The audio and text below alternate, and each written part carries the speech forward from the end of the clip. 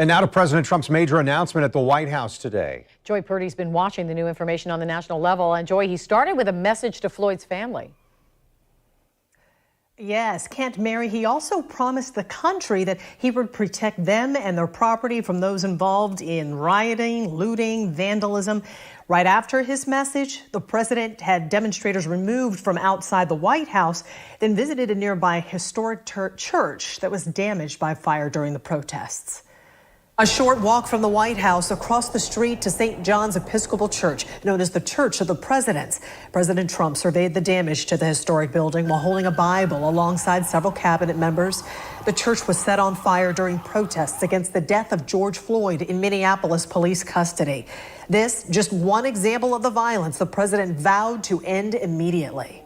As we speak, I am dispatching thousands and thousands of heavily armed soldiers, military personnel, and law enforcement officers to stop the rioting, looting, vandalism, assaults, and the wanton destruction of property. His message came on the heels of a video conference the president had with law enforcement, national security officials, and governors, calling on them to aggressively go after protesters. What happened in the state of Minnesota, they were Olympic stock all over the world. They took over the police department. The police were running down the street, sirens blazing, the rest of them running. It was on camera. And then they wiped out, you probably have to build a new one, but I've never seen anything like it, and the whole world was laughing.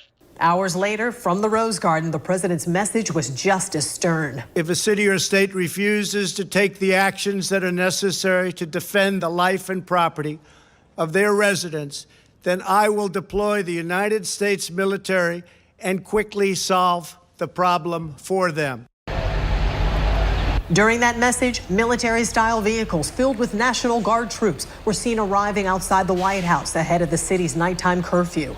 Also during the president's message, you could hear flashbangs being deployed by law enforcement, dispersing protesters on the other side of the White House.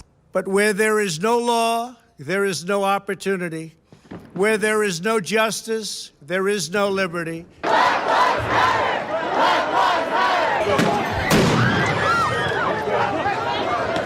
The president's action marks a week of chaotic violence that's rocked cities cross-country, which the president called domestic terrorism. Yet, even amid the chaos, some positive images from cities like Stamford, Connecticut, Portland, Oregon, and Des Moines, Iowa. Police seen kneeling in solidarity with a large group of protesters.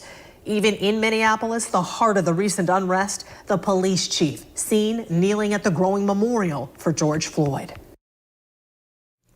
The president began his message in the Rose Garden by pledging to George Floyd's family that justice will be served.